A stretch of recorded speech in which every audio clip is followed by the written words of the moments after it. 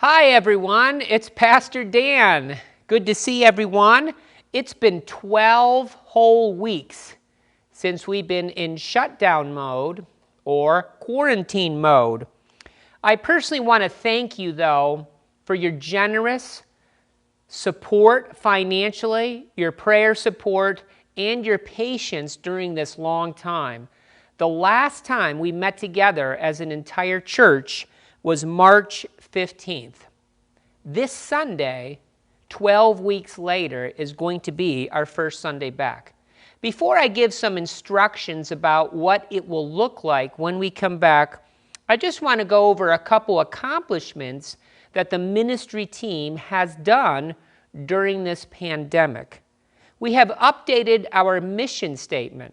You probably have seen this on our website. We sent out a mailing to you as well. It's E3, exalt Christ, equip the believer, and engage the world. You will be hearing more about this when you come back, and in the fall, we will give you more instructions on how we're going to implement this. We have also, because of the pandemic, been able to purchase new equipment to live stream much better. Keith and Kara have graciously given of their time and their talents to undertake this ministry. We will continue this even when we come back. So we will now be a full-time online service in church. Our elders have done a great job diligently calling people, and I've had the pleasure of visiting many people outside their home, at least 10 feet away in their driveway or backyard. So I appreciate that. Lastly, Terry, our disciple-making ministry director, has helped us organize things during this time, and as she is working hard at having an entire disciple-making plan for our church, which we will begin in September. This Sunday will be our first Sunday back, but there are a few important details we need to go over. If you forget anything, we have an email being sent out and on our church website and Facebook page to help you. First, the church building will not be open until 10 a.m.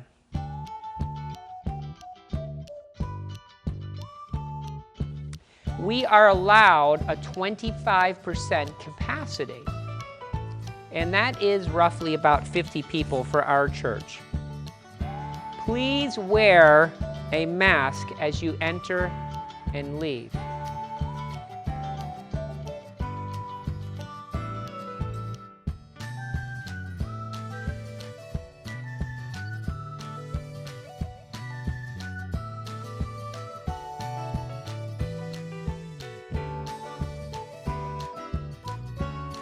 There will be hand sanitizer for all of you when you come in the church, in the back door, and also at our other door and some other locations for you. So we have plenty of hand sanitizer for you. We have marked off specific pews you may sit at.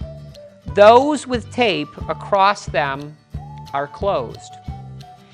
If you are a family that has been in close proximity with each other during this time, please feel free to sit together.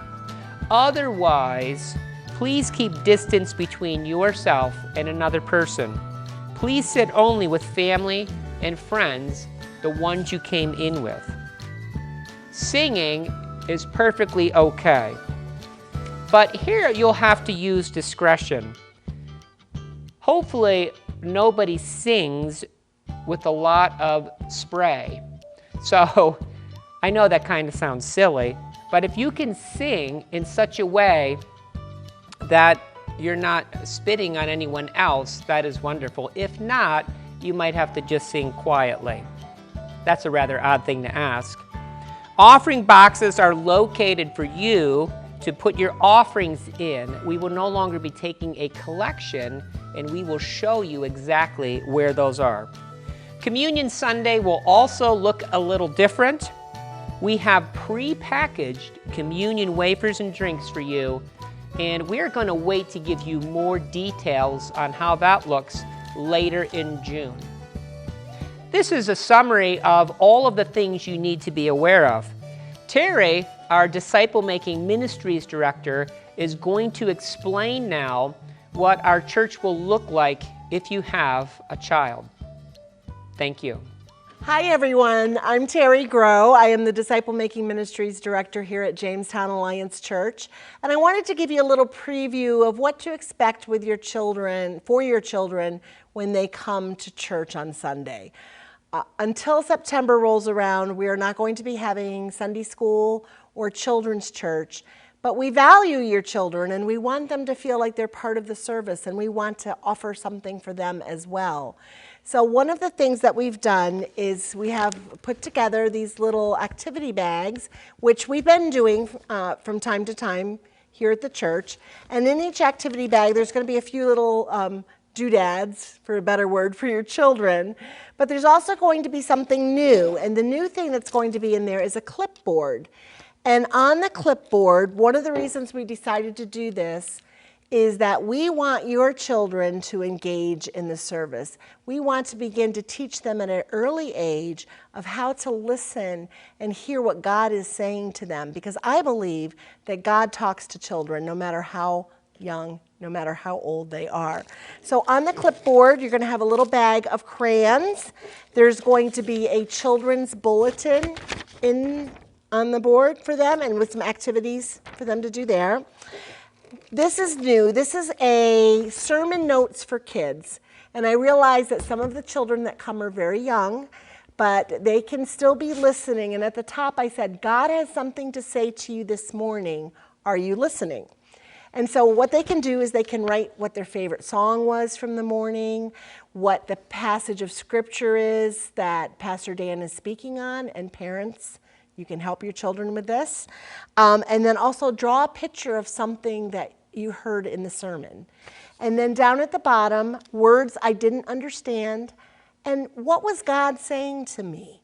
I just recently participated in a 6-week online boot camp with Melissa McDonald, who has a children's ministry, or she actually trains people for children's ministry. And it was on helping children experience God.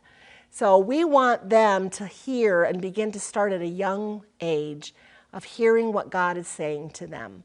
So bring the kids. They're welcome here. They do need to sit with you. They cannot wander around the building. So if you're bringing your child or your grandchild, please do not let them wander. If they need to use the bathroom, please escort them to the bathroom and then bring them back, because we want them to be safe and that we know where they are at all times. So we'll see you Sunday, and we're looking forward to it. Have a great day.